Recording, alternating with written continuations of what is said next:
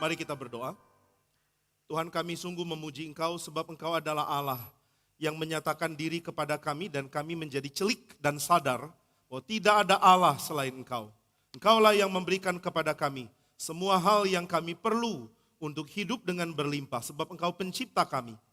Dan Engkaulah yang menjadikan segala sesuatu untuk menopang hidup kami, bahkan Engkaulah yang merancang keselamatan kami di dalam seluruh sejarah berpusat kepada pengorbanan anak tunggal-Mu.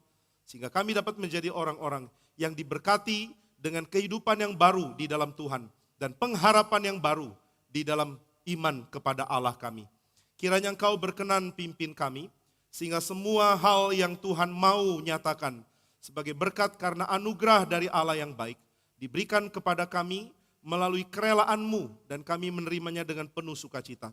Berikanlah firman pada hari ini, seperti Tuhan sudah menjanjikan bahwa Tuhan akan pelihara kami dengan firman-Mu. Kiranya Tuhan rela menepatinya dan memberikan firman kepada kami pada hari ini. Berkatilah pembawa firman dan berkati setiap kami. Di dalam nama Tuhan Yesus, kami berdoa dan bersyukur. Amin. Silakan duduk saudara sekalian. Mari kita melanjutkan pembahasan kitab suci. Kita membaca bersama-sama dari kitab Keluaran. Keluaran pasal yang kedua.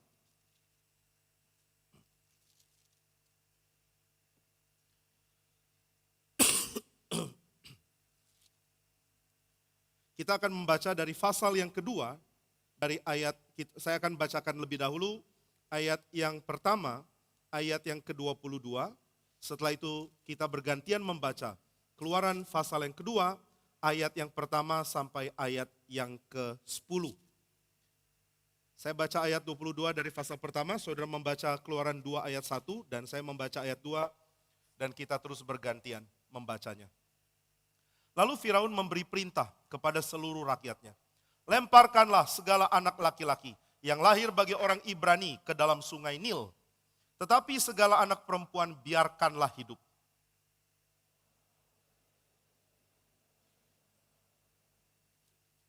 Lalu mengandunglah ia dan melahirkan seorang anak laki-laki. Ketika dilihatnya bahwa anak itu cantik, disembunyikanlah 3 bulan lamanya.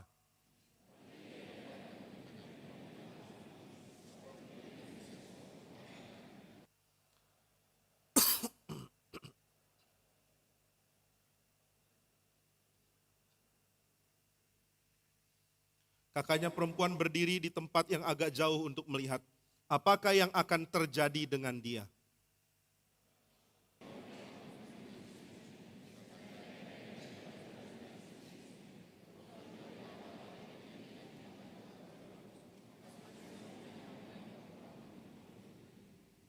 Ketika dibukanya dilihatnya bayi itu dan tampaklah anak itu menangis.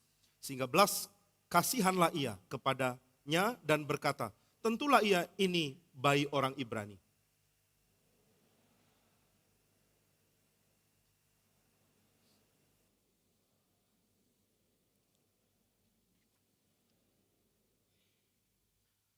Saud putri Firaun kepadanya, baiklah. Lalu pergilah gadis itu memanggil ibu bayi itu.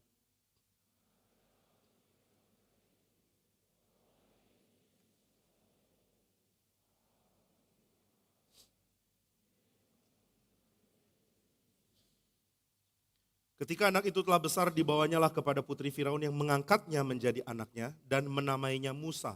Sebab katanya, karena aku telah menariknya dari air. Saudara, di dalam bagian ini kita melihat ada satu cerita yang banyak sekali kemiripan dengan cerita-cerita pahlawan atau cerita mitos dari orang-orang Mesir. Ini sesuatu yang kadang-kadang bikin orang goyah imannya. Seolah-olah kalau menemukan ada cerita yang mirip dengan cerita lain, berarti Alkitab bisa diragukan.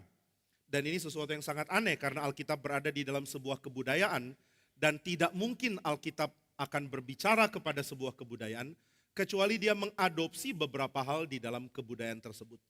Nah, harap ini menjadi satu pertimbangan bagi kita sehingga kita dapat menjadi orang-orang yang benar-benar peka untuk melihat. Ini sekarang suara di depan malah hilang sama sekali, tadi besar sekali. Setting selalu ada problem, tetapi kalau problem ini nggak diatasi, lama-lama yang berkhotbah akan sangat sulit untuk menentukan suara mau keras atau pelan. Mohon diperhatikan, ya, di depan tadi terlalu keras, sekarang hilang sama sekali. Apakah ini pengaruh ke depan atau tidak, mohon ada yang cek. Supaya Aufi tidak diam-diam dan nanti jemaat tidak dengar apa-apa. Lalu akhirnya tidak datang ke kebaktian. Saudara, datang ke kebaktian mesti bisa dengar firman. Dan ini tugas dari semua petugas untuk pastikan semua bisa dengar dengan baik. Nah, kalau alat tidak diperhatikan selalu akan ada problem, selalu settingan harus diubah ulang. Ini sesuatu yang merepotkan sekali. Harap ini bisa diatasi segera supaya kebaktian terus berjalan baik tanpa ada masalah seperti ini. Nah, saudara sekalian, ketika kita melihat ada kaitan, ada interaksi antara satu agama dengan kekristenan. Lalu kita mengatakan, tuh mirip, kekristenan mirip dengan tradisi mitos ini, atau tradisi mitos itu, atau pengertian agama ini, atau pengertian agama itu. Ini menjadikan orang terus goyah, akhirnya meninggalkan kekristenan karena melihat ada kemiripan. Tapi banyak orang tidak sadar bahwa Alkitab berbicara untuk mengkritik sebuah budaya, dan karena kritikan itulah maka orang dapat melihat perbedaan dari apa yang benar dengan yang salah. Di depan terlalu keras, bisa dikecilkan sedikit. Apakah bisa ada yang cek atau bagaimana? Saya kurang ngerti harus memberikan kode bagaimana. Kalau tidak terlalu pelan sampai hilang, terlalu besar, ini membuat pusing yang di depan. Oke, saya lanjutkan ya. Saya akan tulikan telinga saya dan bicara begitu saja tanpa peduli suara sekarang. Nah, maka waktu saudara melihat interaksi, oh ada mirip, berarti agama Kristen berhutang pada mitos. Wah, saya nggak mau percaya. Atau saudara mengatakan, wah ada mirip, berarti agama Kristen diturunkan dari mitos, sama dengan mitos. Saya nggak mau percaya. Ini kebodohan, karena waktu orang melihat mirip, orang tidak tahu bahwa untuk menjadi kritik, sesuatu harus mirip terlebih dahulu. Saya mesti mengerti cara berpikir dari kelompok yang saya kritik. Saya mesti mengubah budaya dengan menyadari apa yang sedang terjadi di dalam sebuah budaya. Nah, kalau saya mengerti apa yang salah dari sebuah budaya, saya tidak mungkin menyampaikan kritik tanpa membahas apa yang salah dari budaya tersebut. Dan ketika saya bahas kemiripan dengan budaya tersebut, ini membuat bahan kritik saya seolah mirip dengan apa yang saya kritik. Seolah kekristenan mirip dengan tradisi barat misalnya. Karena kekristenan mengkritik tradisi barat. Seolah kekristenan mirip dengan Romawi. Karena kekristenan mengkritik budaya Romawi. Romawi di dalam masa awal, mereka belum pakai bahasa Latin sebagai bahasa umum. Bahasa Latin hanya di dalam region kota Roma dan sekitar. Tapi seluruh daerah lain mereka berbahasa Yunani. Dan mereka memanggil kaisar mereka sebagai Kyrios dan Soter. Kalau diterjemahkan adalah Tuhan dan Juru Selamat. Siapakah Allah? Allah itu Kyrios, yaitu Tuhan. Siapakah Allah? Allah itu Soter, dia adalah Juru Selamat. Berarti Allah adalah sekaligus Tuhan, sekaligus Juru Selamat. Loh, dari mana ini? Dari bahasa Yunani di dalam perjanjian baru. Kok mirip? Orang Romawi sudah lebih dulu menyebut kaisar mereka sebagai Kyrios dan Soter. Jangan-jangan tulisan perjanjian baru hanyalah sesuatu yang dipengaruhi dari budaya Romawi. Kalau begini caranya, budaya Romawi sebenarnya adalah nenek moyang dari kekristenan. Ini salah. Karena ketika kekristenan memakai kata Kyrios dan Soter, lalu mengalamatkannya kepada Tuhan, kekristenan mau menunjukkan Tuhan jauh lebih tinggi dari kaisar-kaisar Romawi. Dan waktu orang Kristen mengatakan Yesus Kristus sebagai Kyrios dan Soter, ini berarti Kristus sama dengan Allah dan Kristus lain dengan kaisar-kaisar Romawi. Kristus rela mati demi umat. Kristus rela mengorbankan diri. Ini beda dengan kaisar Romawi. Kaisar Romawi membunuh saingannya. Kaisar Romawi membunuh orang-orang yang mengancam kedudukan dia. Tetapi Yesus Kristus merelakan diri mati supaya orang mendapatkan keselamatan di dalam dia. Nah, hal-hal seperti ini perlu kita pikir baik-baik supaya kita tidak gampang goyah iman. Banyak orang Kristen gampang goyah iman karena dia punya konteks berpikir yang sangat-sangat kaku dan tidak fleksibel. Hati-hati, orang yang hilang iman bisa jadi orang yang begitu kaku mempertahankan sesuatu yang terlalu ekstrim sehingga dia tidak sadar bahwa apa yang dia pertahankan sebenarnya bukan apa yang Tuhan mau untuk dipertahankan. Kalau orang mengatakan Alkitab tidak sama dengan budaya manapun dan ini dipegang dengan ketat, akhirnya dia goyah waktu menyadari Alkitab mengadopsi budaya sekitarnya. Di dalam sebuah kelas di STT saya mengatakan ketika kita melihat kitab suci, salah satu yang harus kita pelajari adalah mengasumsikan kebaikan kebudayaan lokal dari penulisan itu. Kalau saudara membaca kitab Yesaya, atau saudara membaca kitab Matius, atau saudara membaca surat Roma, saudara harus pelajari dulu, paling tidak sebagai gereja ya. Tentu enggak semua jemaat punya akses ini, tapi orang yang mau belajar teologi, mesti pelajari hal apa yang ada di dalam kebudayaan sekeliling, yang indah, yang baik, yang akhirnya diadopsi dan dimasukkan ke Alkitab. Satu mahasiswa tanya, Pak, bukankah itu berarti Alkitab sama dengan budaya lain? Saya tidak bisa terima, karena saya diajar dengan ketat bahwa Alkitab tidak sama dengan budaya manapun. Alkitab itu dari sorga. Waduh, ini kalimat, ya benar, Alkitab adalah firman yang dinafaskan oleh Tuhan. Tetapi kalimat ini membuat dia akan sulit mempelajari kitab suci. Kalau dia baca kitab-kitab seperti Kidung Agung dan menemukan ada beberapa pola dari puisi romantis dari Mesir masuk ke situ, dia akan kaget. Kok Tuhan pakai puisi Mesir? Kok Tuhan pakai cara berpikir Babel? Kok Tuhan pakai cara berpikir Yunani? Jawaban simpelnya adalah karena semua kebenaran dari semua kebudayaan itu milik Tuhan. Semua yang indah dari semua kearifan di dalam setiap budaya dari sebuah bangsa itu dari Tuhan.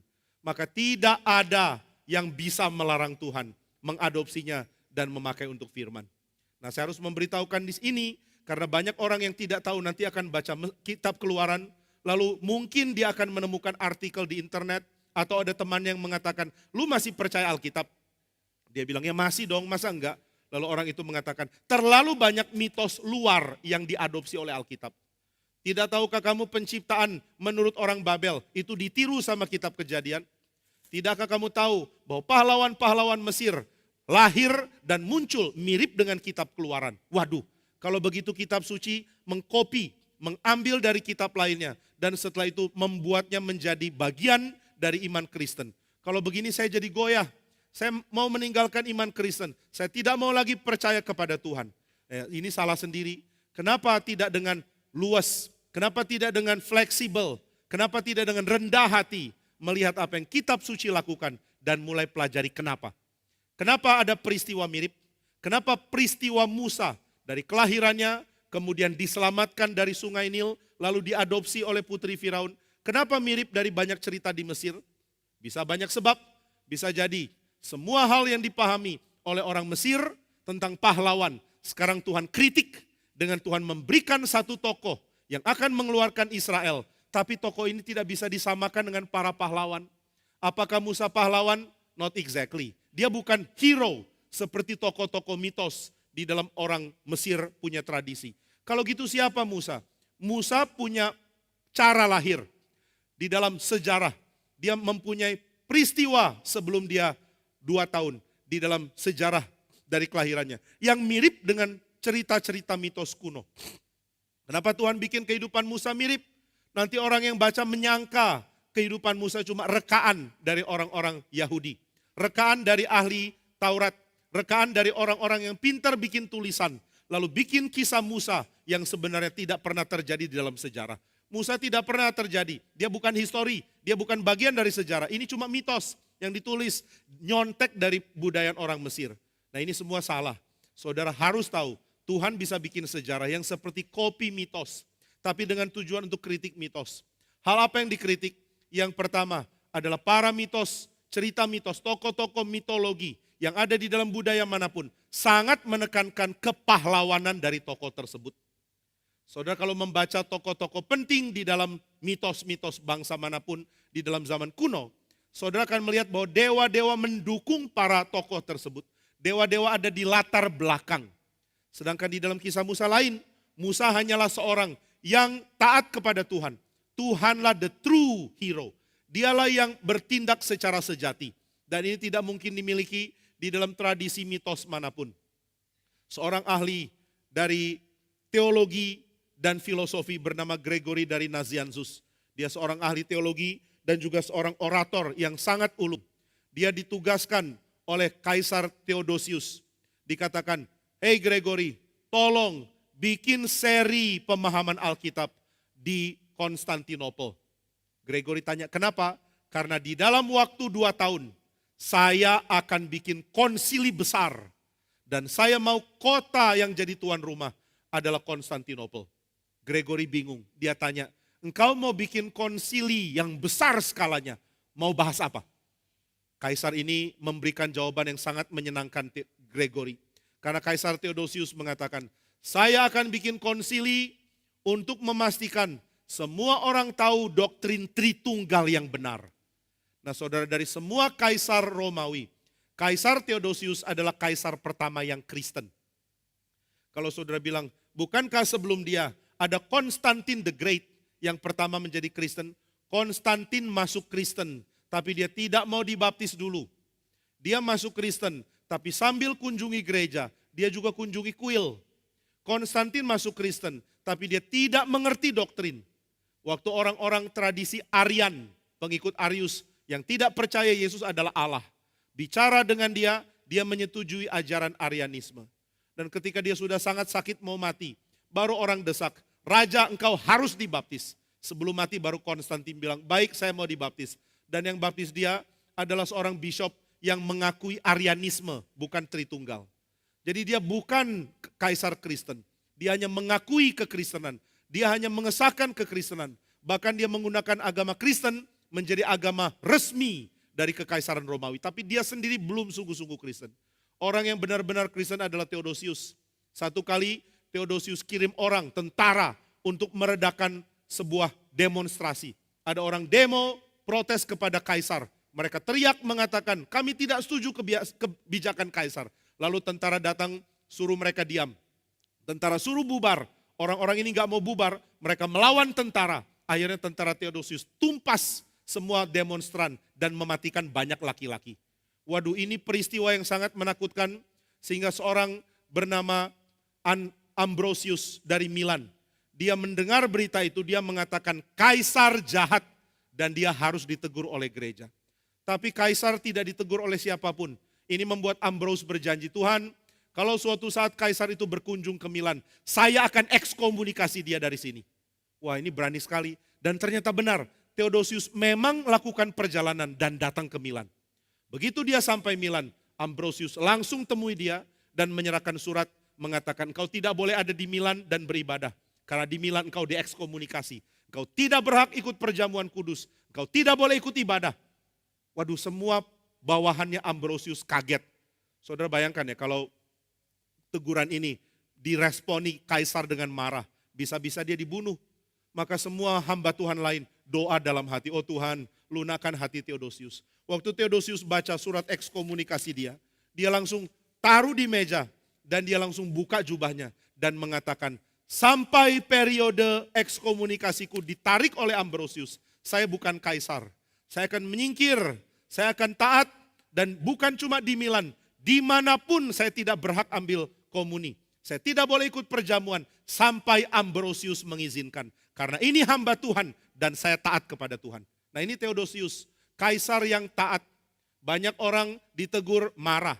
Banyak orang maunya hamba Tuhan yang mendukung, yang setuju, yang ramah, yang tidak berbicara apa-apa yang menyinggung. Saudara, hamba Tuhan kalau tidak menyinggung dosa bukan hamba Tuhan.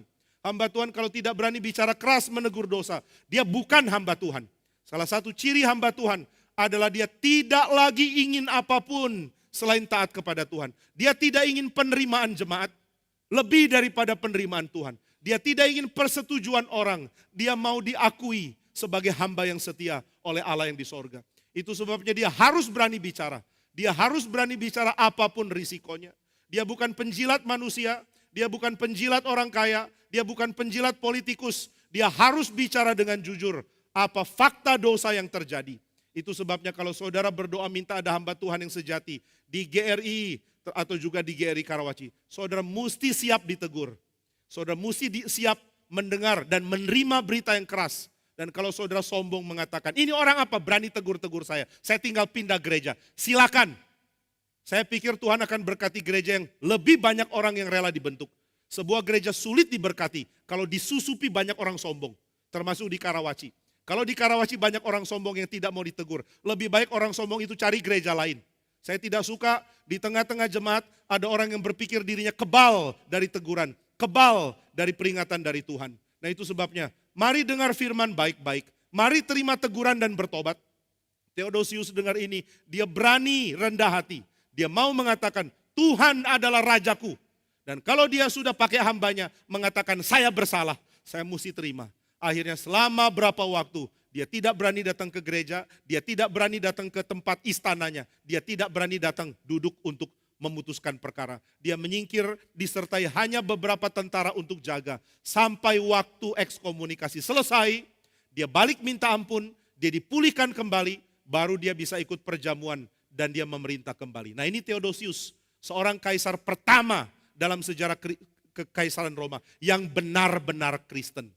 Maka dia bicara kepada Gregory dari Nazianzus, saya ingin kamu khotbah tiap-tiap hari kalau perlu di Konstantinopel, supaya kota ini jadi kota Tritunggal dulu. Kalau ini sudah kota yang menerima Tritunggal, saya akan deklarasikan konsili kedua yang dulu pernah diadakan di Nikea. Konsili Nikea Konstantinopel. Nah ini yang kita bacakan hasilnya di dalam perjamuan kudus. Setelah perjamuan kudus kita membaca, kami percaya kepada Allah yang mencipta dan seterusnya. Ini dari konsili ini. Maka dia minta kepada Gregory, tolong datang dan khotbah supaya kota ini jadi kota yang mengakui Tritunggal. Gregory dengar ini terharu. Dia mengatakan sebenarnya saya sedih. Berapa waktu yang lalu saya kehilangan papa, saya berduka. Belum selesai berduka kehilangan papa, saya kehilangan Basil dari Kaisaria, teman baik. Basil dan Gregory dari masih remaja sudah berteman. Lalu mereka kuliah bersama-sama. Mereka sama-sama penggemar dari Origen. Jadi mereka terus kumpul untuk kelompok tumbuh KTB. Ini kelompok tumbuh berdua. Mereka berdua saling bicara, saling berdebat. Dari mereka muncul kelompok pencinta Origen. Mereka berdiskusi, berbicara. Dan baik Basil maupun Gregory dari Nazianzus adalah dua teolog yang sangat besar di dalam sejarah Bapak Gereja. Kita mengakui ada banyak hamba Tuhan dan teolog penting di dalam periode Bapak Gereja. Tapi ada 4 orang yang menonjol, melampaui yang lain. Yang pertama dari barat yaitu Agustinus. Yang kedua, ketiga, keempat dari timur yaitu Basil dari Kaisaria. Lalu Gregory dari Nazianzus dan Gregory dari Nisa. Nah, Gregory dari Nazianzus dan Basil ini teman baik. Lalu Gregory dari Nisa adalah adiknya Basil. Jadi mereka dari circle yang kecil tapi pengaruhnya besar bukan main. Maka waktu Basil bicara dengan Gregory, Gregory merasa ini my soulmate. Soulmate gak harus pacaran ya. Ini bukan 2 orang LGBT loh. Ini 2 orang teolog yang suci hidupnya. Dan mereka mengatakan kami cocok satu sama lain. Kami bicara teologi, kami menjadi sahabat. Maka ketika Basil meninggal, Gregory merasa sangat kesepian. Dan dia berdoa mengatakan, Tuhan, saya tidak ada kekuatan lagi untuk berkhotbah dan mengajar. Saya mau pensiun, saya sudah tua, saya kehilangan papa. Dan berapa lama yang lalu, baru saja saya kehilangan teman baik saya. Saya tidak ada kekuatan, izinkan saya benar-benar berhenti untuk menikmati Tuhan di dalam doa dan pembacaan kitab suci. Begitu dia minta pensiun, gereja mengizinkan, Theodosius gak izinkan. Theodosius datang dan bilang, Gregory, saya dengar Bapak mau pensiun. Gregory bilang, iya. Memangnya kenapa? Bapak tidak boleh pensiun, hamba Tuhan tidak boleh pensiun kalau masih dipakai. Gregory mengatakan, saya sudah tidak ada kekuatan untuk berkhotbah. Theodosius ini pinter untuk melobi orang. Nah, kalau ada di antara saudara pinter melobi orang, mesti daftar jadi humas. Waktu Gregory bilang, saya tidak mau lagi ikut menjadi pengkhotbah. Saya sudah tidak mau lagi PA. Saya sudah tidak mau lagi jadi teolog. Saya mau berhenti. Baca Alkitab bagi diri, baca teologi bagi diri. Tunggu mati. Kaisar Theodosius bilang, gak bisa. Kau masih dipakai Tuhan. Mesti melayani lagi. Aduh, melayani di mana? Saya pilih pelayanan di desa itu pun tetap berat. Saya mau pilih pelayanan di tempat lebih terpencil itu saya pun tidak tentu kuat. Tapi Theodosius bilang, kau harus melayani di ibu kota, yaitu di Konstantinopel. Waduh, Gregory kaget. Pelayanan di kampung pun saya stres, apalagi di kota. Tapi Theodosius mengatakan, kamu kekuatan dari diri atau dari Tuhan? Nah ini kalimat menyekak, bikin skakmat. Kamu kekuatan dari diri atau dari Tuhan? Gregory bilang, tadinya dari Tuhan, sekarang dari diri. Oh jadi Tuhan tidak setia menopang kamu? Waduh, Gregory mana berani bilang begitu. Oh Tuhan setia menopang saya. Kalau benar Tuhan setia menopang kamu, kenapa tidak berani melangkah? Oh karena sudah tua. Kalau Tuhan topang, Musa pun masih bisa melayani, memimpin Israel sampai 120 tahun setelah dia dipanggil Tuhan, menjadi hamba Tuhan. Kamu masih harus melayani. Enggak ada orang sepintar kamu. Enggak ada orang sehebat kamu pidatonya. Di seluruh dunia, Tuhan pakai kamu sebagai orang terbaik untuk menyampaikan firman. Kamu tidak boleh berhenti. Akhirnya berapa lama bicara di tendanya Theodosius, Gregory pun keluar. Teman-teman Gregory pasti sudah pikir, pasti Kaisar Theodosius ditaklukkan oleh kepintaran bicaranya Gregory. Lalu mereka bilang, berapa lama Kaisar Theodosius kamu taklukan? Gregory bilang, enggak, saya yang kalah. Hah? Ini kaisar lumayan loh, bisa menaklukkan ahli orasi. Gregory itu ahli berdebat, ahli pidato, tapi kalah sama Theodosius. Maka Theodosius tarik dia ke Konstantinopel, lalu dia mulai pidato. Kali pertama PA langsung ada perpecahan antara Arian dan Tritunggal. Yang mengikut Arian teriak-teriak, yang mengikut Tritunggal mengatakan hidup konsili Nikea, lalu mereka berkelahi dan satu orang meninggal. Waduh, bayangkan berapa stresnya Gregory ya. Khotbah pertama ada yang berantem, ada yang mati lagi. Bayangkan kalau saya pertama kali khotbah di Karawaci lalu saudara tawuran. Kemudian ada yang meninggal, saya langsung minta pindah. Pak Tong, saya nggak berani di Karawaci. Di sini semua orang-orang suka tawuran. Nah, waktu Gregory bilang saya nggak kuat, Theodosius bilang Tuhan akan menguatkan. Sekarang dia diuji. Ada yang mati karena di dalam PA mereka berkelahi. Gregory mengatakan saya mau berhenti, saya nggak kuat. Akhirnya dia pak barang-barangnya. Dia memutuskan saya mau pindah, saya mau pergi, saya mau pulang. Supaya saya bisa menikmati hidup yang tenang. Nah setelah itu dia akhirnya pack barang-barang, dia mau pergi keluar, kemudian Gregory dipanggil sama Theodosius. Nah Theodosius bilang, sebelum kamu benar-benar pulang, kita bicara dulu yuk. Wah Gregory udah trauma, ini pasti saya nggak jadi pulang kalau ngomong sama dia. Tapi dia kaisar, masa saya lawan? Oke, saya datang ke ruanganmu, mereka bicara, Theodosius tanya, kenapa engkau mau pulang? Kemarin di PA ada yang mati. Saya juga jadi kaisar, banyak yang mati kok waktu saya bertindak sesuatu. Ingat gak, saya pernah diekskomunikasi karena ada yang mati gara-gara tentara saya. Ini sesuatu yang bisa terjadi. Akhirnya Gregory pikir-pikir, ya kamu kan kaisar, kamu lebih kuat dari saya. Theodosius bilang, hah? Kaisar lebih kuat dari hamba Tuhan? Masa hamba Tuhan lebih lemah dari kaisar? Kamu ngomong apa? Waduh Gregory malu lagi. Enggak, kaisar enggak lebih kuat dari hamba Tuhan. Enggak kan? Tuhan topang hamba Tuhan atau tidak? Ya topang. Kalau gitu kalau ada kesulitan kamu harusnya berhenti atau tidak? Ya jangan. Kalau gitu masih mau berhenti? Enggak jadi. Selesai. Lanjut. Nah salah satu pidato dia yang paling terkenal adalah orasi mengenai Kristus, orasi mengenai Allah, bukan tiga Allah, satu Allah, tapi bukan satu pribadi, melainkan tiga pribadi. Nah ini dia orasikan. Dan salah satu bagian dari orasi itu mengatakan, mitos lain dengan Alkitab. Jika masih ada orang berpikir mitos dan Alkitab itu mirip, maka dia kehilangan satu prinsip utama yang membedakan antara Alkitab dan cerita mitos. Nah ini penting sekali. Saya pikir banyak sekali anak muda perlu mengerti ini. Karena begitu banyak anak muda gampang goyah pikirannya. Saya kagum sama Tuhan. Tuhan membuat anak muda punya pikiran yang sangat cepat menangkap teori. Tapi sangat galau dan mudah goyah di dalam kekuatan iman. Sedangkan orang yang sudah lebih tua, imannya lebih stabil dan kuat, tapi pikirannya agak kurang lincah. Nah saudara bisa tahu sendiri, engkau umur berapa ya. Kalau masih muda pikiranmu lincah sekali, tapi imanmu gampang goyah. Kalau sudah lebih tua, imannya tak tergoyahkan, tapi pikiran sudah kurang lincah. Ada yang badan masih lincah, pikiran tetap kurang lincah. Saya kenal satu orang sudah umur 60 masih kayak atlet. Gak usah sebut nama, nanti saudara tanya dia lagi. Lalu dia mengaku ke saya, Pak, badan penurunannya tidak sebesar kemampuan berpikir. Suruh saya belajar hal baru, stres. Suruh saya olahraga, mari. Pikiran kok lebih cepat turun ya? Wah ini yang dia bilang. Saya pikir-pikir mungkin memang benar ya. Tapi meskipun pikiran tidak lagi lincah, coba saudara goyahkan orang yang sudah tua, mana bisa goyah imannya. Saudara bujuk dengan mengatakan, tahu tidak ada teori ini. Dia bilang, enyahlah kamu, saya sudah stabil di dalam iman saya. Maka saudara perlu perhatikan pelayanan anak muda. Anak muda kalau ditangkap oleh setan, imannya gampang goyah. Padahal pikiran dia lincah sekali. Waktu dia belajar dibuang. Kenapa dibuang? Karena dia isi dengan teori-teori tak bertuhan yang membuat dia gagal mengerti kebenaran. Waktu anak muda tidak kenal Tuhan dan kaitkan imannya dengan studi, dia akan jadi orang yang buang masa muda.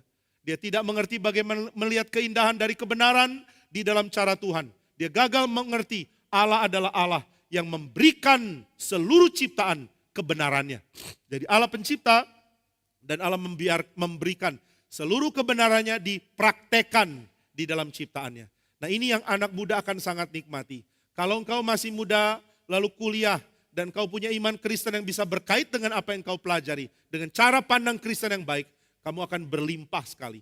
Nah inilah yang membuat kelimpahan dari orang-orang Kristen harusnya dimiliki oleh banyak anak muda. Sayang kalau anak muda gampang goyah. Mendengar cerita, loh cerita Musa kok mirip dengan cerita banyak pahlawan di Mesir. Ada bagian-bagian di mana pahlawan itu dikatakan mau dibunuh Kampungnya diserang oleh lawan. Lalu mamanya lari sembunyikan dia di tengah-tengah hutan. Dan ternyata dia dipelihara oleh dewa melalui hutan itu. Waktu dia balik, dia sudah dewasa, dia siap perang. Dan akhirnya dia balas dendam dan memimpin perang mengalahkan lawannya. Ada banyak cerita seperti ini. Sehingga ketika melihat, loh kok ceritanya mirip. Ini membuat orang berpikir, tuh kan Alkitab cuma kopi dari mitos. Tapi Alkitab bukan kopi mitos. Alkitab sedang kritik mitos. Kalau saudara teliti lihat apa bedanya, saudara akan kagum. Karena perbedaan mitos dan Alkitab, itulah yang mau disasar dengan cerita yang sepertinya mirip. Nah maka kalau saudara tanya saya, Pak, jadi Musa itu cuma cerita? Bukan, Musa benar-benar ada. Tapi kehidupannya Tuhan atur sehingga menjadi seperti cerita yang mirip mitos. Tapi digunakan oleh Tuhan untuk kritik mitos. Hal apa yang paling dikritik? Hal yang paling dikritik adalah tentang strength, tentang kekuatan. Saudara tahu ketika Musa umur 40, dia melihat ada orang Israel dipukul oleh orang Mesir. Jiwanya langsung mengatakan, saya orang Ibrani, I am a Hebrew. Saya punya saudara sedang dipukul, dia marah. Langsung dia bunuh orang itu. Dan dia mau jadi pemimpin dari orang Israel. Maka dia lihat waktu ada 2 orang Israel berkelahi, dia langsung maju dan mengatakan, as your leader, sebagai pemimpinmu, saya berkata berhenti berkelahi, mari berdamai. Nah di dalam cerita mitos, biasanya setelah ada pernyataan seperti ini orang tunduk sama dia. Dia menjadi pahlawan karena kekuatannya, dia lebih kuat dari yang lain, dia lebih hebat dari yang lain. Therefore, karena itu dia menjadi pemimpin. Tapi di dalam cerita Musa ada plot twist. Ini beda dengan cerita mitos pada umumnya. Karena waktu Musa umur 40 dia tidak diterima oleh orang lokal. Dia tidak diterima oleh rakyatnya sendiri. Dan dia jadi takut. Dia lari dari Mesir. Diancam dibunuh oleh Firaun. Lalu dia tinggal jadi gembala. Dia menjadi gembala selama 40 tahun. Saudara lihat motif gembala ini bukan motifnya Mesir. Mesir anti penggembalaan. Enggak ada mitos Mesir di mana pahlawan mereka adalah gembala. Karena gembala itu dianggap pekerjaan rendah yang tidak diizinkan dikerjakan oleh orang Mesir. Orang Mesir terlalu agung dan orang Mesir percaya dewa-dewa turun di dalam bentuk sapi. Sapi tidak boleh digembalakan, maka gembala adalah pekerjaan asing bagi Mesir. Dan di sini plot twist mulai kelihatan. Maka kalau orang bilang mirip dengan mitos, saya sarankan coba baca lebih teliti. Saudara pasti benci orang yang baca nggak teliti kan? Saudara tulis WA dibacanya nggak teliti, baru baca 2 kalimat sudah ambil kesimpulan. Saudara mengatakan ada persekutuan wilayah di Karawaci pada hari Sabtu. Lalu ada yang reply, mana Sabtu kemarin saya datang nggak ada. Coba baca WA saya lebih teliti. Saya sudah datang hari Sabtu, tanggalnya berapa? Oh ya ada tanggal ya. Lalu lihat di WA saudara, oh ya ada tanggal, maaf saya kurang teliti baca WA. Banyak pertengkaran terjadi karena orang salah baca WA kan. Ini terjadi di grup WA saudara ya. Kenapa bertengkar? Kamu ngomong gini, loh saya nggak ngomong gini. Barusan ada peristiwa, saya nggak usah sebut di grup WA mana ya. Pokoknya saudara nggak ada di situ lah, kayaknya. Mungkin 1-2 ada. Ada orang marah-marah, kenapa kamu menghina saya begini. Dia marah kepada satu orang, padahal yang sedikit menghina dia itu orang lain. Kurang teliti baca, sudah marahin orang itu bingung kenapa dia marah saya. Lalu dia bela diri, orang yang menerima bela diri makin marah lagi. Akhirnya dia sadar waktu lihat scroll ke atas, ternyata yang pertama hina bukan orang yang dia marahin. Maka dia minta maaf, sorry saya kira kamu yang menghina saya. Ini kurang teliti. Paling celaka kalau dosen penguji skripsi atau tesis nggak mau baca teliti. Ini yang mahasiswa yang baru lulus mulai senyum-senyum. Saya setuju ini Pak. Di ujian skripsi saudara diserang. Ini bukan saya lagi curhat ya. Mungkin sedikit lah. Dosen menyerang, kamu kenapa bilang begini? Gak ada jawaban, ini jawaban kacau sekali. Kamu gak pernah memberikan kejelasan. Lalu saudara bilang sebenarnya ada sih di bab segini. Kemarin ada mahasiswa yang punya tusukan lumayan halus tapi tajam. Saya ikut jadi penguji, saya mau ketawa. Tapi saya langsung matikan kamera lalu ketawa. Ujiannya pakai Zoom. Jadi dosen ini mengatakan, kamu tidak membahas tentang poin ini dengan lebih tajam. Harusnya kamu menyimpulkan seperti ini. Lalu orang itu jawab dengan santai. Kalau Bapak baca skripsi saya, kalau Bapak baca, itu ada di bab 2 dan bab 4 halaman segini. Waduh, saya langsung matikan kamera, ketawa dulu. Baru bereskan wajah, kemudian masuk lagi dengan wajah serius. Orang gak baca teliti lalu memberikan komen. Miriplah orang baca kitab Keluaran lalu berikan komen. Mitos, Loh, memangnya kenapa mitos? Ada miripnya dengan cerita mitos Mesir. Ya memang ada miripnya, tapi ada bedanya juga. Coba temukan beberapa perbedaan. Nah ini ini kayak kuis lah ya. Temukan perbedaan antara Keluaran dan mitos Mesir. Salah satunya adalah di dalam kitab Keluaran Musa jadi gembala. Mesir nggak suka gembala. Yang kedua, Musa jadi gembala 40 tahun. Dari umur 40 sampai 80, karir puncaknya habis di situ. Sudah jadi kakek, janggutnya sudah putih semua, kulitnya keriput, cuma ditakuti domba, tiba-tiba Tuhan panggil dia, Musa, Musa. Ya Tuhan, sekarang kamu jadi pemimpin. Tuhan menurut mitos Mesir ini udah terlambat. Tapi Tuhan bilang, ini bukan mitos Mesir. Tapi Tuhan kalau menurut mitos Mesir, saya ini udah waktunya pensiun. Tuhan bilang, mitos Mesir iya pensiun. Mitos Mesir kamu tidak cocok lagi. Tapi cerita Tuhan justru harus seperti ini. Maka Tuhan bangkitkan pemimpin yang sudah tua. Jarang ya ada superhero yang sudah melewati masa prime. Umur berapa? Umur 85. Siapa namanya? Super old man gitu misalnya. Apa keahliannya? Keahliannya ngomel gitu kan. Nggak cocok lagi. Nah maka saudara, Mesir punya tradisi dan Mesir punya mitos dikritik oleh kitab suci. Kenapa? Karena Tuhan tidak beroperasi dengan mentalitas dari mitos. Yaitu dengan kekuatan, dengan kehebatan manusia. Tidak.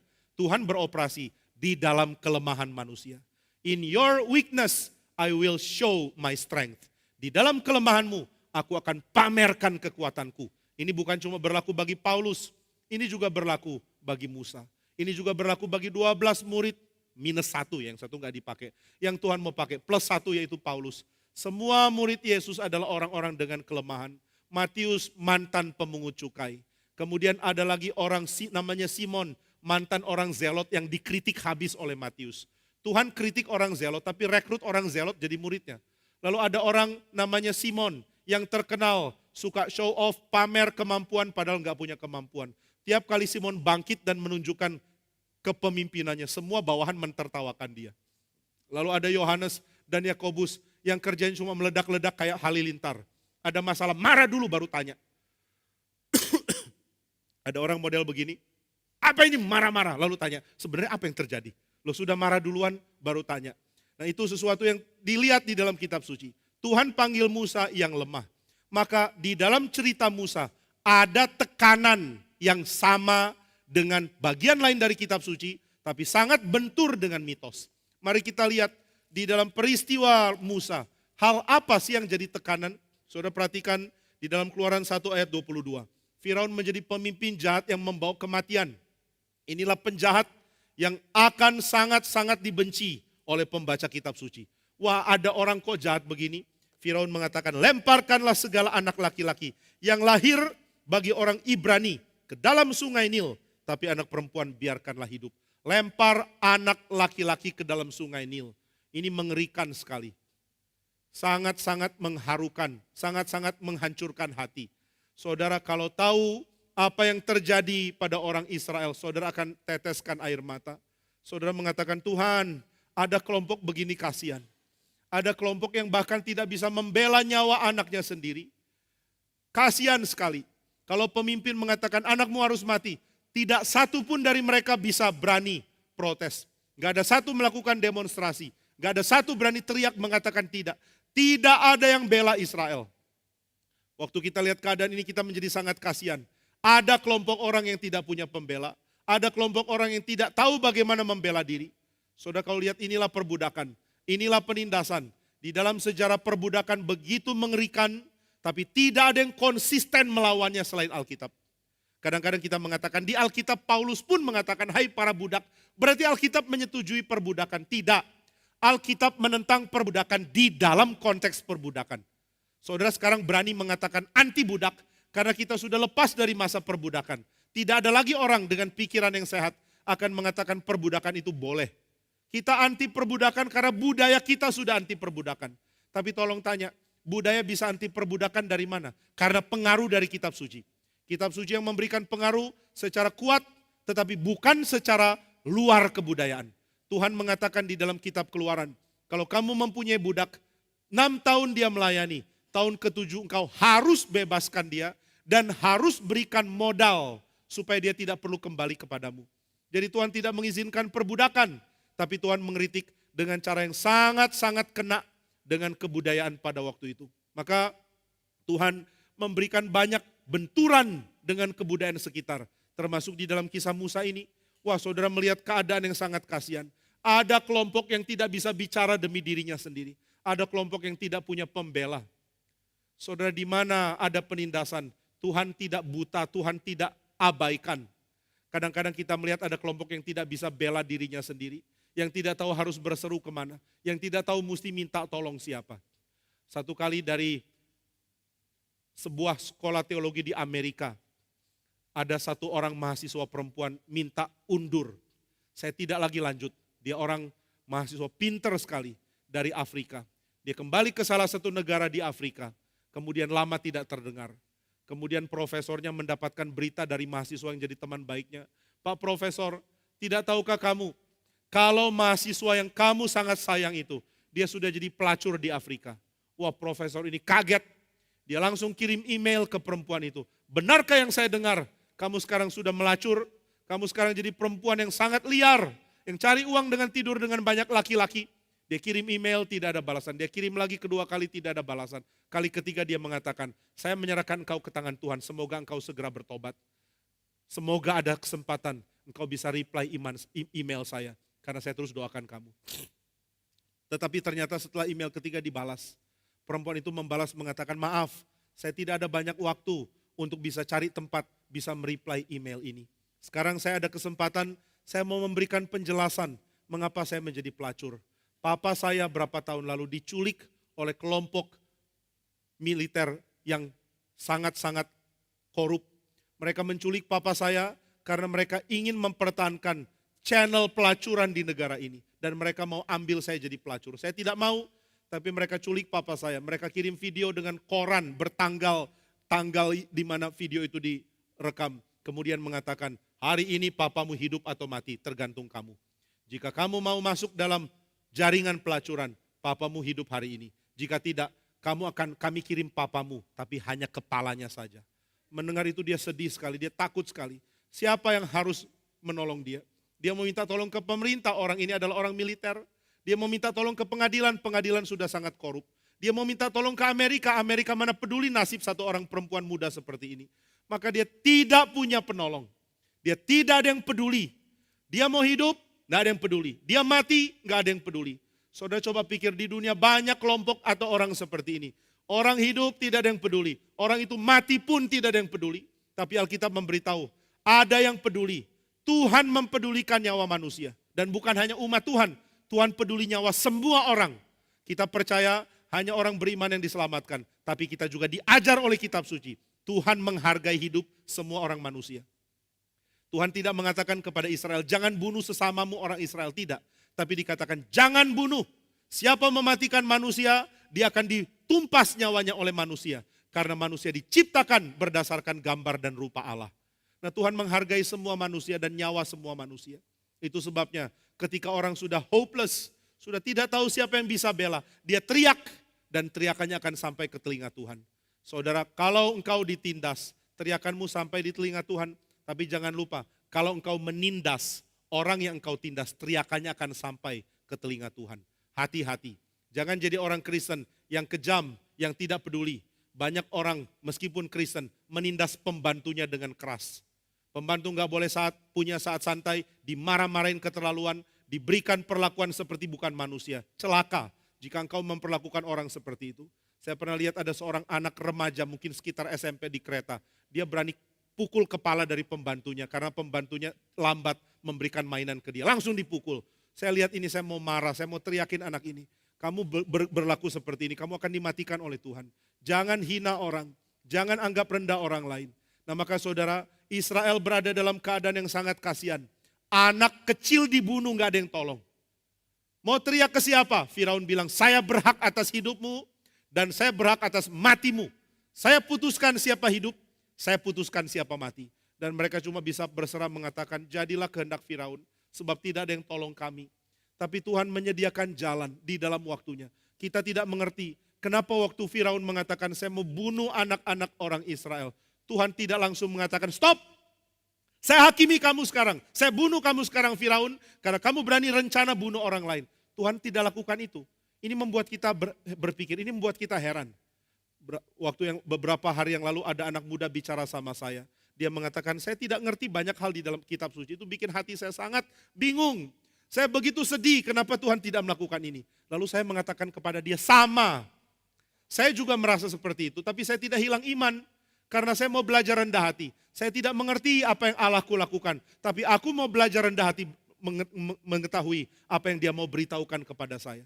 Kita ini seperti anak kecil yang lihat tindakan papa kita. Kadang-kadang kita tidak mengerti. Tapi biarlah kita ingat siapa kita.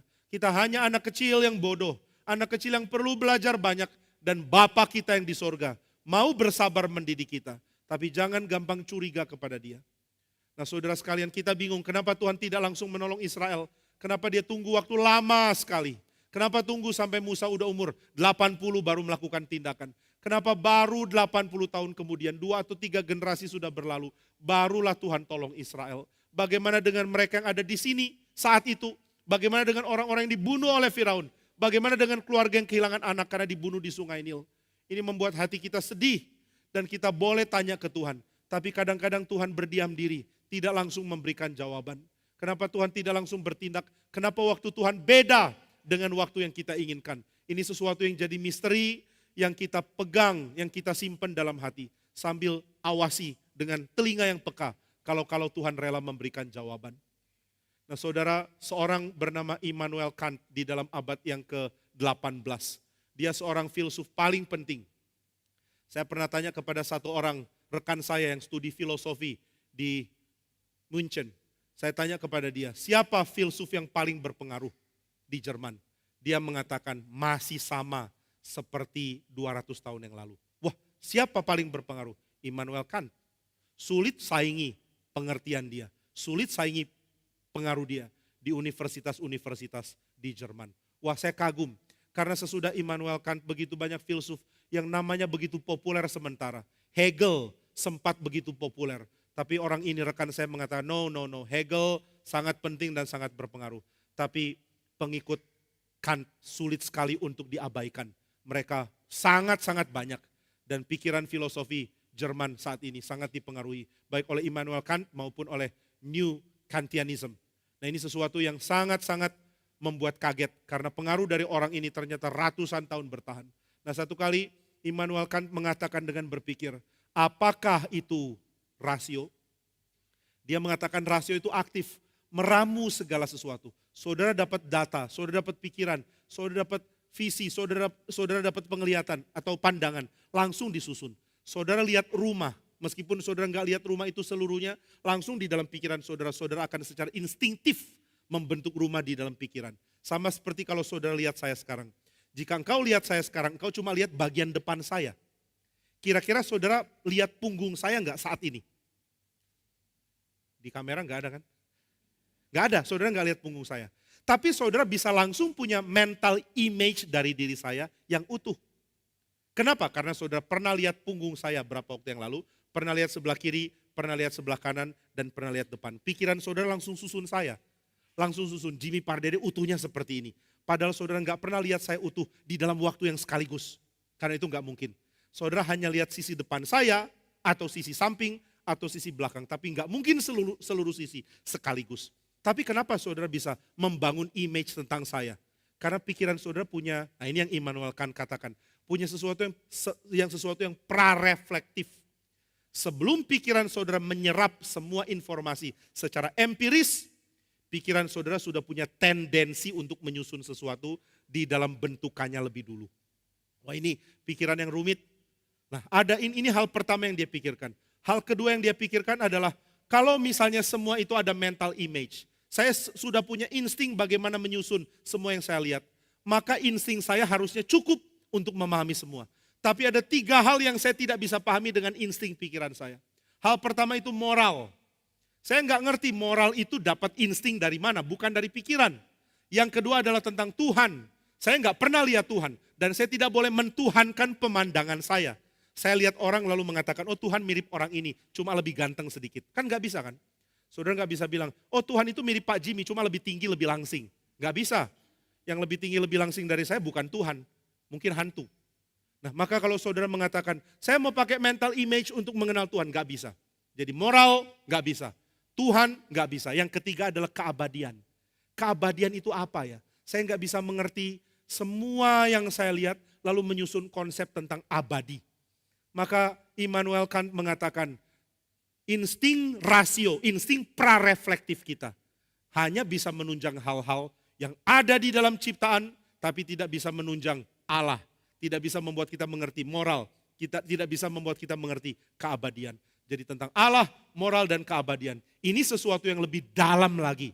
Ini sesuatu yang menjadi prasuposisi yang kita tidak bisa buktikan dan kita tidak bisa pahami dengan aktivitas mental kita. Lalu dia coba kaitkan antara moralitas dan Tuhan dan keabadian. Dia mengatakan hal yang paling menyusahkan saya adalah melihat dunia yang sangat tidak imbang. Saya sedih lihat orang jahat tidak dihukum. Saya sedih lihat orang miskin tidak mendapatkan pertolongan. Saya sedih melihat orang menderita dan tidak ada yang tolong. Saya sedih melihat orang menindas dan tidak ada yang counter mereka. Tapi dia punya insting yang mengaitkan antara moral dengan Allah. Maka dia bisa mengatakan, ini dari Immanuel Kant. Kalau saya melihat ini, saya nggak punya Allah, saya bisa hancur. Diri saya hancur, pikiran saya hancur. Tapi saya tahu ada Allah.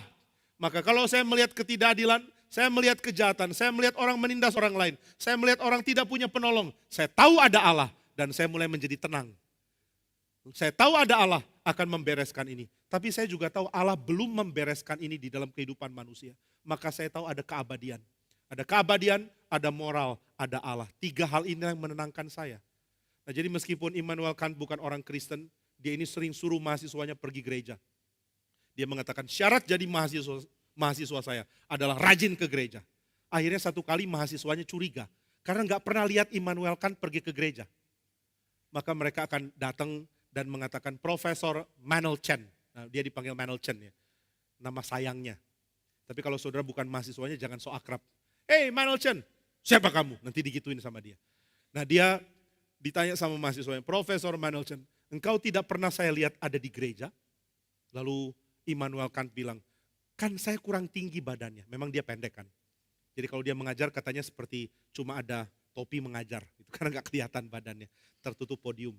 Saya masih lumayan lah, masih kelihatan dikit kan ya. Nah dia lebih pendek lagi. Nah, mahasiswanya bilang, saya gak pernah lihat Anda di gereja loh. Ada, masa sih? Ada kok, cuma mungkin gak kelihatan karena saya pendek. Enggak, saya sudah amati baik-baik gak ada. Ada. Akhirnya mahasiswanya bilang, oke Pak, minggu ini kita datang sama-sama yuk, kita ke gereja rame-rame. Waduh, Immanuel Kant bilang, ya sudah oke. Akhirnya mereka pergi, maka Kant ikut baris bersama dengan mahasiswa. Mereka semua masuk dan dia menyelinap keluar. Tetap ngotot gak mau ke gereja. Jadi Immanuel Kant sama sekali anti ke gereja. Dipaksa pun gak mau. Meskipun pura-pura mau karena suruh mahasiswanya pergi ke gereja. Akhirnya satu kali mahasiswanya tanya, Pak kenapa engkau suruh kami ke gereja? Anda sendiri gak ke gereja?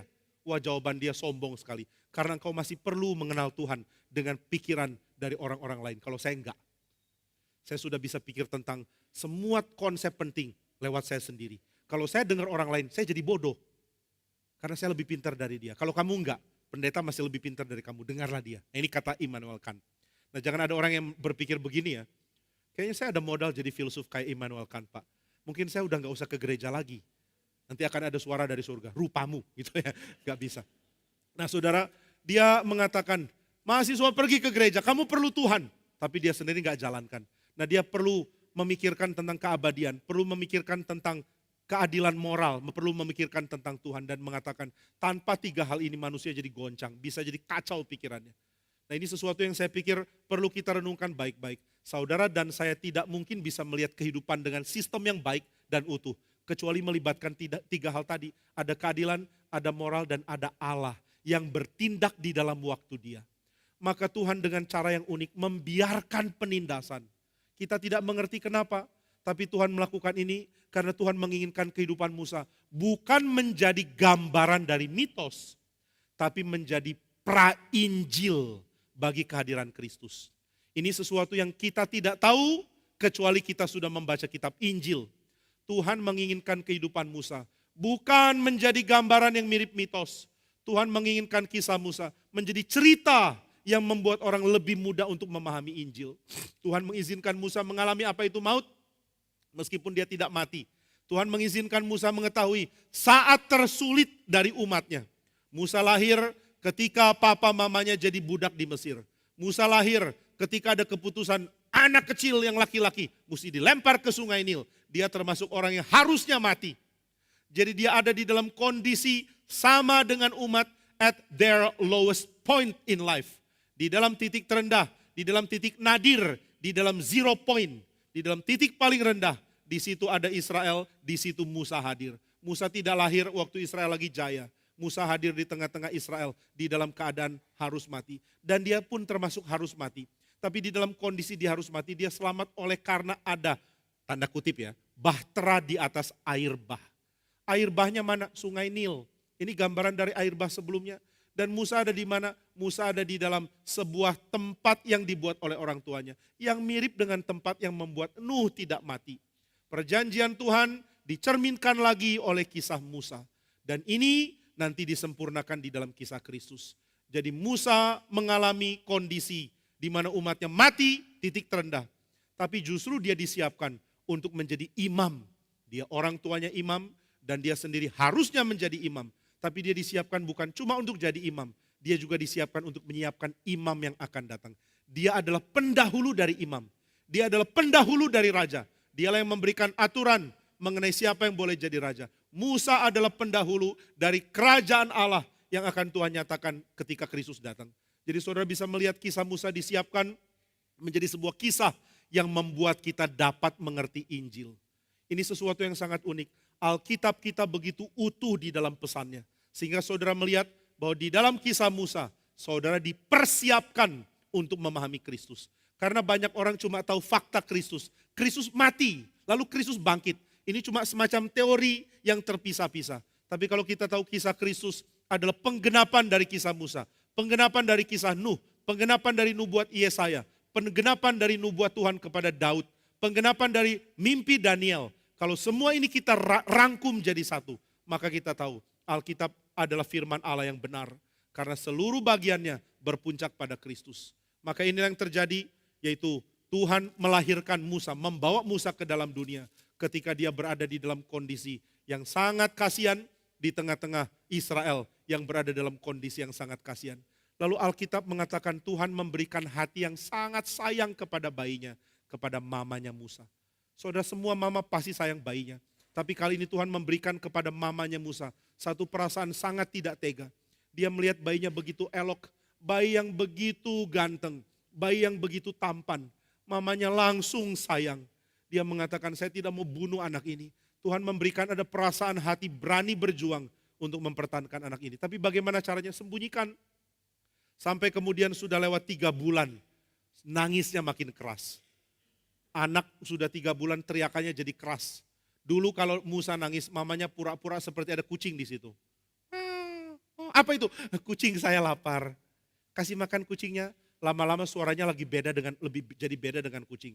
Orang mulai curiga, ada anak yang kamu sembunyikan. Enggak, itu bunyi apa tadi? Ada burung beo, sedang tiru suara anak. Akhirnya mamanya khawatir, ini sebentar lagi kita akan ketahuan. Mereka langsung bikin wadah, taruh Musa di situ. Kemudian langsung ditaruh di atas sungai Nil. Sudah ditaruh di sungai Nil, bagaimana? Serahkan ke Tuhan. Bayangkan perasaan ibunya waktu itu. Ini anakku yang saya sayang. Sekarang saya taruh bayi ini, saya serahkan ke Tuhan. Saya tidak mau dia mati, tapi saya tidak tahu siapa yang akan selamatkan. Biar Tuhan yang selamatkan. Kemudian akhirnya tempat wadah di mana Musa dibaringkan. Ditaruh di atas sungai Nil. Kemudian arus sungai Nil mulai membawa bayi ini terus menuju kepada daerah di mana sungai ini menurun. Lalu mamanya khawatir. Dia panggil kakaknya Musa, tolong lihat. Mama ingin tahu nasib anak ini bagaimana. Wah saudara, di sungai Nil banyak sekali binatang yang bisa membawa bahaya. Mungkin muncul buaya. Tapi Tuhan izinkan Musa terpelihara. Sampai pada daerah yang ada pemukiman elit. Nah ini unik ya, di dalam kebiasaan orang Mesir, mereka akan pilih tempat yang banyak buaya. Jauh dari tempat mereka bikin sungai untuk perumahan atau tempat orang mandi. Nanti tempat tidak ada buaya, baru mereka bikin tempat orang mandi. Mereka tidak usir buayanya. Kenapa enggak usir buaya? Karena buaya itu dewa. Masa berani usir buaya? Buaya harus dihormati. Kalau tanganmu digigit buaya, bersyukurlah karena dewa masih mau pakai tanganmu. Waduh, ini ngeri sekali kan. Jadi mereka bikin di tempat yang aman dari buaya. Dan Tuhan izinkan Musa dialirkan di sungai Nil dengan aman sampai menuju tempat orang penting mandi.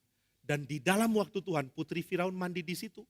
Anak ini lihat, putri Firaun lihat ada bayi orang Ibrani diapungkan di atas sungai. Waktu dia lihat juga, waduh, anak ini tampan sekali. Anak ini ganteng sekali. Nah saudara, Tuhan gak menghina ganteng ya. Tapi ini gak berarti orang ganteng disayang Tuhan lebih dari orang jelek. Yang jelek, jangan khawatir. Tuhan mengasihi engkau juga. Gak usah terus lihat cermin dan mengatakan, where am I di dalam hierarki. Ya pasti di bawah Musa lah gitu ya. Nah Tuhan mengizinkan tampannya Musa menjadi cara Tuhan menyelamatkan dia. Waktu putri Firaun lihat, aduh bayinya bagus begini. Pasti bayi orang Ibrani. Papa suruh bayi ini dibunuh. Tapi aku lihat aku gak tega. Saya ingin adopsi jadi anak saya. Tapi bagaimana caranya? Kakak Musa langsung maju memberanikan diri. Saya tahu ada ibu Ibrani yang bisa menyusui bayi ini. Maukah engkau saya panggil perempuan itu untuk menyusuinya bagi kamu? Putri Firaun bilang, boleh, saya akan adopsi dia, tapi untuk sementara dirawat dulu oleh perempuan Ibrani. Maka Tuhan izinkan ibu Musa menikmati relasi dengan anaknya ini. Disusui dan dibesarkan, sampai pada saat sudah mulai besar, diserahkan kembali kepada putri Firaun. Ketika diserahkan, akhirnya diketahui namanya adalah Musa. Nah saudara, banyak orang menafsirkan, termasuk banyak orang Ibrani, menafsirkan yang memberi nama Musa adalah putri Firaun. Tapi di dalam tradisi Ibrani dikatakan putri Firaun, lihat bayi Musa tampan sekali. Langsung dikasih dulu ke perempuan Ibrani. Lalu dia sangat tertarik dengan daerah Ibrani. Dia lihat cara orang Ibrani makan, dia lihat cara orang Ibrani beribadah. Dan dia langsung mengatakan, saya mau jadi orang Israel. Akhirnya dia menjadi orang Israel yang bertobat. Baru kemudian menamai bayi ini Musa. Nah ini cerita Yahudi ya. Kenapa orang Yahudi bikin cerita seperti ini? Karena mereka sangat benci kalau Musa dikasih nama sama orang kafir. Dari mana nama Musa? Dari putri Firaun. Putri Firaun kan orang Mesir? Iya. Masa orang Mesir yang kasih nama pahlawanmu? Iya, enggak mau ah. Akhirnya mereka bikin cerita, oh putri Mesirnya sudah bertobat. Waktu itu dia lihat bayi Yahudi ganteng-ganteng, langsung dia pikir, bayi Mesir gelap-gelap. Bayi Yahudi terang-terang. Bayi Mesir hidungnya lebih bulat gitu ya. Bayi Yahudi lebih tajam. Kok lebih ganteng Yahudi? Akhirnya dia jadi orang Yahudi. Nah ini menurut orang-orang Yahudi. Orang Kristen gak terima. Tapi ada satu artikel mengatakan pola pemberian nama ini adalah pola pemberian nama yang sangat gampang disalah mengerti. Karena kalau kita katakan, kalau kita lihat di dalam ayat yang ke-10. Ketika anak itu telah besar, dibawanya kepada putri Firaun yang mengangkatnya menjadi anaknya. Nah kalimat dalam bahasa Ibrani seperti begini. Dia menamainya Musa sebab katanya karena aku telah menariknya dari air. Nah saudara, ini dia bisa merefer kepada putri Firaun. Bisa merefer kepada mamanya Musa, Yokebed. Jadi yang mana? Mama Musa memberi nama Musa atau putri Firaun? Beberapa artikel yang baru menemukan penyelidikan bahwa pola mama Musa memberi nama Musa lebih konsisten dari seluruh kitab, terutama dalam perjanjian lama, di mana ibu menamai anak. Jadi sangat mungkin di bagian ini yang dimaksud dengan perempuan adalah mamanya Musa. Mamanya Musa yang menamai ini Musa sebab dia ditarik dari air. Saya taruh dia di air dan saya jugalah yang tampung dia. Saya yang terima dia meskipun lewat orang Mesir. Dan sekarang saya serahkan kepada orang Mesir, saya beritahu namanya adalah Musa. Nah yang mana yang benar kita tidak tahu. Saya sangat senang kalau ternyata yang benar adalah mamanya Musa yang memberi nama. Karena ini sangat selaras dengan pemberian nama di dalam banyak bagian di kitab suci. Tapi umpamanya tidak pun gak masalah. Jadi kalau saudara tanya mana yang benar, tunggu sampai kita ke sorga. Nanti kita temui Yokebed sama-sama. Lalu tanya sama dia, ibu yang namain Musa siapa sih? Nanti dia yang bilang, saya. Nanti saya akan bilang, tuh kan. Kalau dia bilang, oh itu sih putri Firaun. Saudara yang bilang ke saya, tuh kan pak. Udahlah jangan aneh-aneh, ikutin aja tafsiran lama. Tapi tafsiran baru ini sangat mungkin karena secara tata bahasa Ibrani. Memang mungkin dua orang ini yang dimaksud dengan perempuan. Nah ini jadi sesuatu yang sangat unik. Artikel yang saya baca mengatakan kalau Alkitab memberikan sesuatu yang khas, yang tidak terjadi di tempat lain, biasanya penekanannya akan jelas. Tapi bagian ini tidak jelas. Jadi sangat mungkin ditafsirkan mamanya Musa yang memberi nama. Dan kalau Alkitab ingin ada pola yang berubah, biasanya penekanannya akan sangat jelas. Tapi di sini kurang jelas. Maka saya lebih percaya mama Musa yang memberi nama. Lalu kemudian menyerahkannya lagi kepada putri Firaun sebagai orang yang identitasnya dan namanya jelas. Gak ada kaitan dengan Mesir, tapi diizinkan untuk berinteraksi dengan Mesir.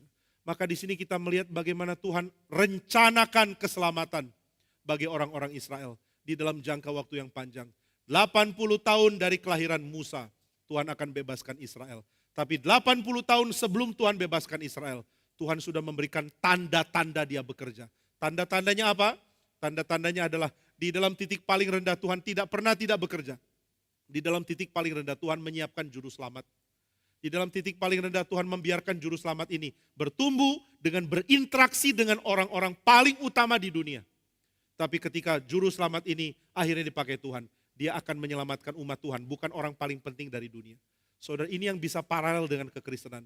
Kekristenan lahir di dalam humble beginnings, a very humble beginnings. Seorang bernama Margaret Mitchell mengatakan kekristenan adalah bukti bahwa orang biasa punya peran sangat luar biasa. Karena yang bikin orang Kristen menyebar bukan rasul, meskipun rasul bersumbangsi banyak. Bukan pemimpin gereja, tapi rakyat, jemaat biasa. Jemaat menginjili orang lain, akhirnya kekristenan menyebar. Maka di dalam kekristenan dimulai dengan permulaan yang rendah. Dan berita yang ditawarkan adalah berita mengatasi maut. Tuhan memperhatikan kita dan akan membebaskan kita dari maut. Dan kekristenan berinteraksi dengan budaya paling tinggi tanpa harus minder.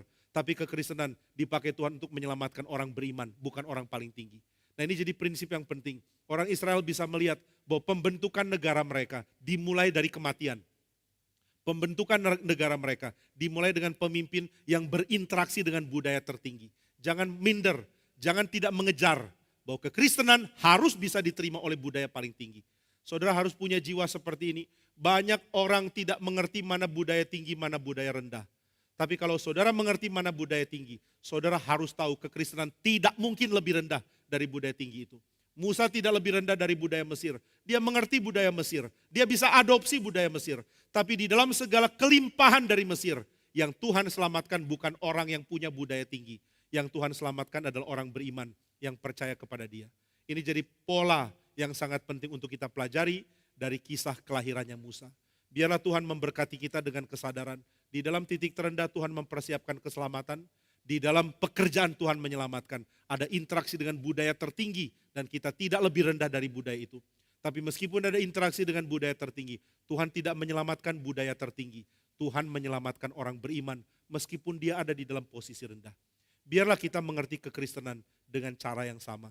Sehingga saudara tidak hidup dengan cara yang liar, tapi hidup dengan cara yang teratur.